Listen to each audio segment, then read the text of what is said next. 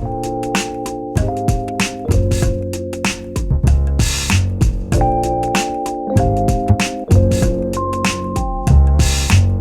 everyone. Welcome back to the Fascinating Womanhood channel. On our channel, we talk about everything that has to do with developing femininity and building strong, long-lasting, loving relationships. I am Cherry Lynn, and I am here with my mom, Dixie Andelin Forsyth. Hi.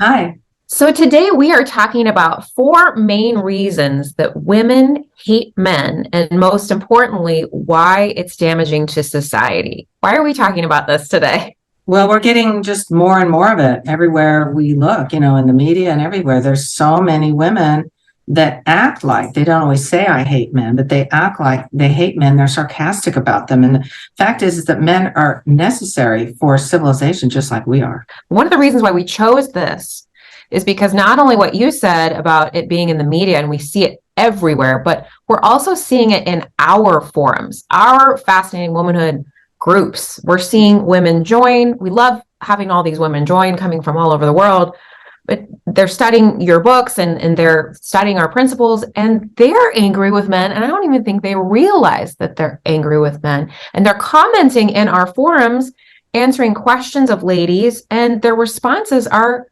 kind of anti-men. We were saying, well, I don't think they really realize that they're angry with men. And I think it's because of some of the points that we're going to bring out.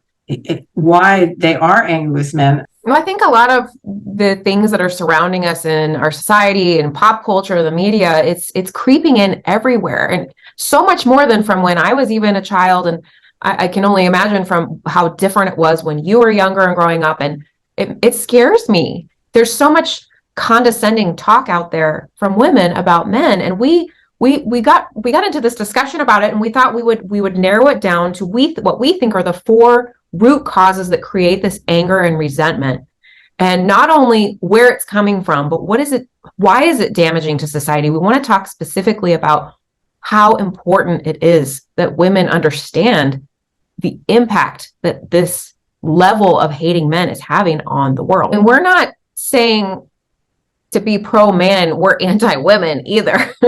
Of course. Let's just get that out of the way right now. This video isn't anti-woman either. We're about, there's bad men and there's bad women, and let's not put labels on either gender that one is bad and toxic over the other. There's just bad behaviors. Right, exactly.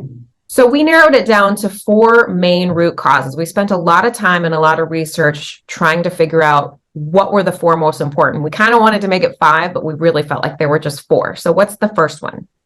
The first one is women are being taught to hate men by their family upbringing in some cases. But because mother had bad experiences, it becomes generational.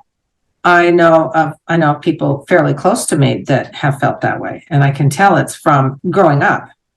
Yeah, I mean, when you look at generations and as they're moving along, when you were growing up, there weren't as many feminists, and extreme feminists probably didn't even really exist yet. So the amount of women raising their kids had probably far less of that impact and anger towards men as they did when I was growing up, and now my kids growing up. And you look at these generations and it just keeps getting more and more angry and normal. It's normalized that this extreme feminist point of view is raising the next generation, and they don't know any different. These kids just don't. That's all they know. And that's all that the parent knew when they were growing up. And there needs to be a stop. And more of a balanced, kind of a view of things. There's also the feminist viewpoint on maybe they're not necessarily angry with men, or they don't mean to be angry with men, but there's that really big push of being equal to men and replacing them in many aspects. That is causing, even if they don't necessarily feel angry, that's causing a lot of this negative viewpoint on where men are. Equal is a tricky word, and of course English is our language, but equal, and I think what you're meaning is equal as in the same rather than in value, because we are obviously equal in value, but we are not interchangeable and exactly the same. I'm all about equal opportunity. I think I completely support, I guess in some ways that's a feminist view. I completely agree with equal opportunity, but I don't necessarily view that as extreme feminist either. I think when you're looking for the same opportunities as a man in the workplace, for example, I don't see that as being angry with men. I just see that as a woman wanting to accomplish goals and having having ambition. But that's not what we're talking about. We're talking about women thinking that men genuinely in their heart that they are less than they are. They want to compete with them in the sense that they want to replace them. And that's Right. completely different. Mm-hmm. I think another part of this upbringing point, you have to touch a little tiny bit on the broken family part, because you have the parents that are divorcing. The divorce is causing some resentment on the woman, and it's going toward the child and vice versa. So you've got the broken home, the woman who's been divorced, and she's saying poor things about dad. And maybe some of those things are valid. Maybe she's divorced for good reason, but the divorce carries on to the children. The children grow up saying, I'm afraid of marriage, or I'm afraid of commitment, or men are trash. I don't want to go out there and date. When they go out there and date, they have certain expectations about where they what they want men to be that are based off of their negative experience growing up. Right. There are a lot of women that really try hard with their children when they're divorced to not bring their children into their anger towards their father. And I really admire women who do this and protect their children from that, because they realize that the father is also part of their children. And if they trash the father, they invalidate a part of their children. Mm-hmm. There are tons of really great women out there that aren't doing these things, but Right. what we're seeing is more and more of these women doing them, and more importantly, they don't probably realize that they're doing it.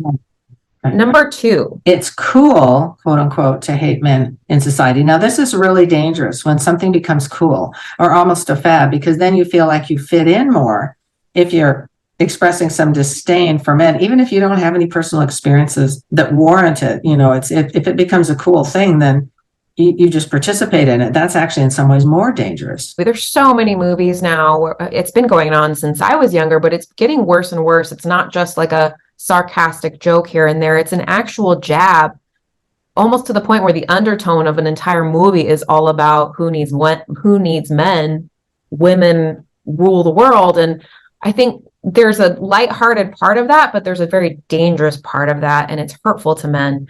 And I'm tired of it. And I think it creeps into even fun movies that are supposed to be joyous and delightful. And those are almost kind of the worst ones, because you want to take your kids to some of these things. You want to take the family to these things, and then you leave and you're like, that movie was kind of anti-man, and it was kind of left a bad taste in my mouth, at least for me anyway. Yeah, me too. And especially Snow White. It was actually filmed before I was born, but I grew up watching it, and I loved that movie. And it bothers me that they're trying to act like the prince was stalking the princess. Yeah, but aside from the media and movies, moving into kind of more real life, I know for me anyway, I am constantly in a position as a mom at school and different events where it feels like I hear women making jokes about men all the time, teachers making jokes about men being beneath women. And I know that most of it's supposed to be harmless, but it's constantly surrounding me that if I don't join in on this banter about men being the butt of every joke, I'm kind of the outcast. And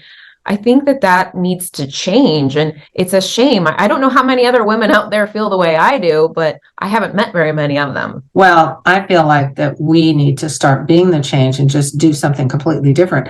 I've done that for years. People that I meet, like at church or socially, will say some sarcastic comment about men, and I deliberately say something like, I think my husband's the best guy I've ever known. And they're always kind of surprised by it. I'll hear somebody say, you're still with this guy, you're still putting up with him. It's meant to be lighthearted and fun, but I don't get into that at all. I just say, are you kidding? He's the best. I've been around people that will kind of make a funny joke about my husband, and it ends up being really funny. Like, and then he thinks it's funny, like maybe making fun of how neat he is.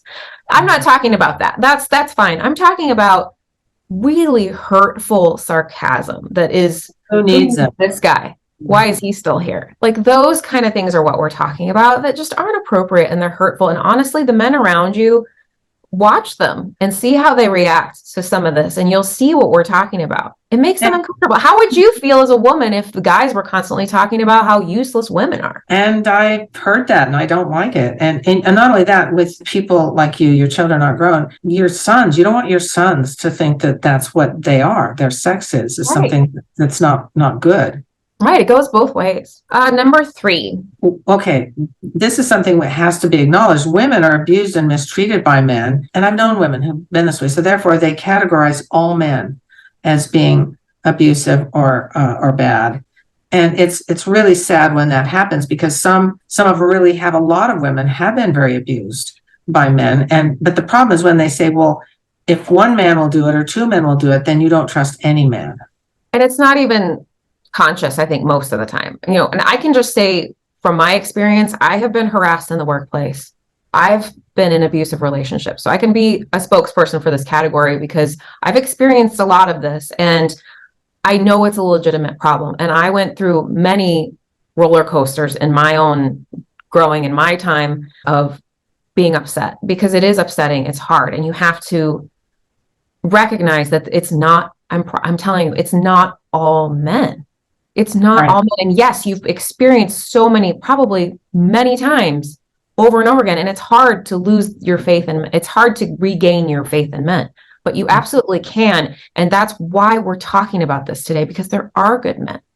And you can't lump everybody into these bad categories. Same as you can't do that with women. Well, you shouldn't do it with groups of people, like all, I don't know, some race or some ethnicity or something like that. It's not fair to lump all people into one group and say all of these kind of people are not trustworthy or beneath us or something. It's true of everything. You don't lump everyone into the same thing. Well, and plus women abuse men too, not anywhere near the number that in the reverse.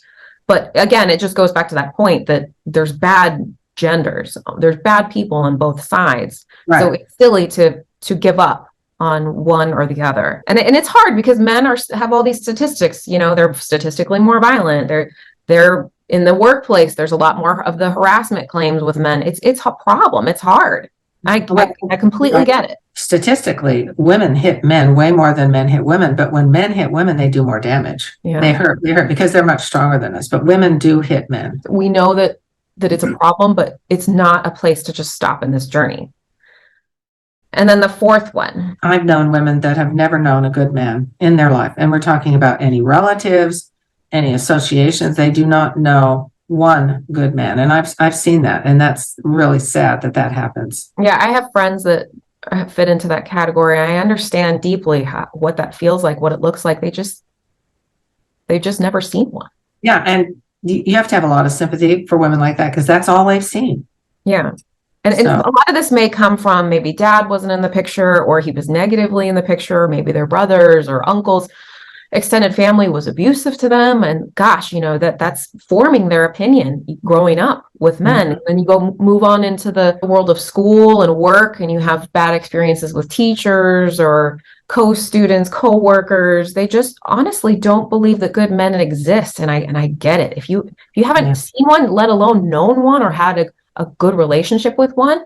And for those of you watching that do have good men in your life, hopefully you're hearing this and you're thinking, yeah, I'm really glad I have so-and-so that I've known in my life, and they're good. Because think about if you didn't have any of them.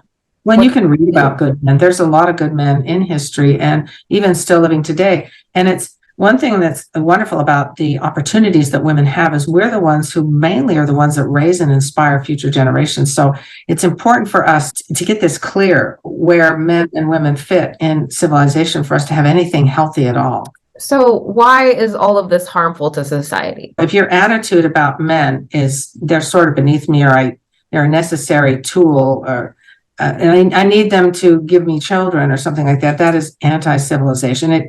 It doesn't tend to make your marriage work very good. And if your marriage doesn't work very good, and it tends to lead towards splitting up, then that's hard on children. It's hard on civilization. That's why that's why we're here, is to teach women what they can do to develop these strong, romantic, solid unions that will last your whole life. I think another one that's really big that I'm really passionate about is all of these things are incredibly damaging to men's mental health. And I know anybody that's watching, if you maybe disagree with some of the things we're saying, you cannot turn away from this fact that men's mental health is in crisis. It is terrible. We actually even did a video last year about what's going on with young boys. There's a health crisis with young boys, with all of the violence going on.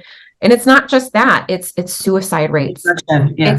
It's incarceration rates. Men are over 90, I think it's 92, 93% of those in jail. And I'm not saying it's women's fault. I'm just saying there's clearly something going on very, very negatively with men's mental health.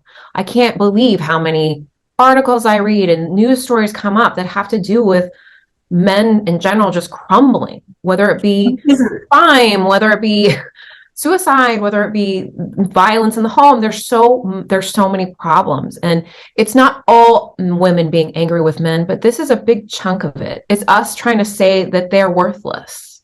Well, I'm glad you brought up that it's not women's fault, because it isn't a matter of whose fault it is. It's just that women have the ability, because we're more sensitive to relationships, we have the ability to do something about it, and will do something about it quicker once we understand it. Men just don't tend to see it as quickly. We're incredibly influential to men. I would say so much more than they're influential to us. And a lot of that is that's what Fascinating Womanhood, that's what we talk about. We talk about this all the time. We could talk about it all day, is influence. And it's not about controlling them and telling them to shape up. It's about influencing them to want to be better. And we also have a negative influence on them. And I really do think the majority of us do not mean to destroy their mental health. We're not trying to do that. And we don't realize that that's what this video is about, and what this discussion is for, is look what this is doing. Another one I think is marriages. You touched on that a little bit, but marriages are really changing. I know that the divorce rates are technically declining, but that's because marriages are declining. People aren't even getting married as much anymore. I think it's down. I can't remember. I looked it up. You could look it up. The census showed down like 8% over the last 10 years of marriage even happening, because people are just not getting married anymore. They're just living together. They just don't believe it anymore. Maybe that's why the divorce rates are declining. But divorce rates are really high in second and third marriages. This is something I looked up, that if you are getting married for the second or the third time, the chance of your marriage lasting is like 30%, 20 to 30%, something in that ballpark. And what does that say about what's going on with families, as you mentioned earlier? Yeah, and remember too that, like in my book, Fascinating Woman for the Timeless Woman, there's a section on there. I did some research on it. It's statistics on what, if you live together, your chances of your union lasting are like 10 times less than if you at least marry them. So living together doesn't count as, and breaking up doesn't count as a divorce, but it counts as broken up relationships and broken families. Whether you're legally married or not, we're going for the union that lasts. And so the union that lasts the best is if you are married to a person and you raise your family within that marriage, and that's where Fascinating Womanhood comes in. We help women know what they can do, and they have huge amount of influence on raising children, on their husbands. Because we're the relationship leaders, this is what we can do, and that's why we're talking about this, is because it's something we can actually do. And men absolutely play a role in divorce. I'm not saying that women are the reason why all these divorces are happening. I'm just saying that what I'm seeing here is all of these factors that we've talked about today, and then I'm seeing a lot of broken statistics, and they do tie together a lot. It's not all one the all, but I think there's a lot of problems that we could get into even more about why men's mental health is bad and why marriages are bad. There are other factors, but this is just one part of it that we felt needs to be addressed. Please, please, please, if you are somebody that feels guilty of joining in on this anger, even if it's just a little bit here and there, just consider what is happening out there and what this negative influence, what it is doing out there to men. Right. And in our group, that's why we try to encourage the comments of some of the ladies to not bash men, because it just is not helpful. Yeah, I mean, sometimes in our group, we'll see a comment from a woman. A lady will say, "Hey, I need help. My husband said this, insensitive thing to me." And someone will respond with, "Your marriage is doomed and it's not going to last. I was married to somebody like that and it was over in such and such amount of time." And even those kind of things, I just want to delete them. I don't always really delete those, but I want to, because I think to myself, you are saying something about this man that you've never met. And everyone, let's be honest, everyone says something insensitive from time to time.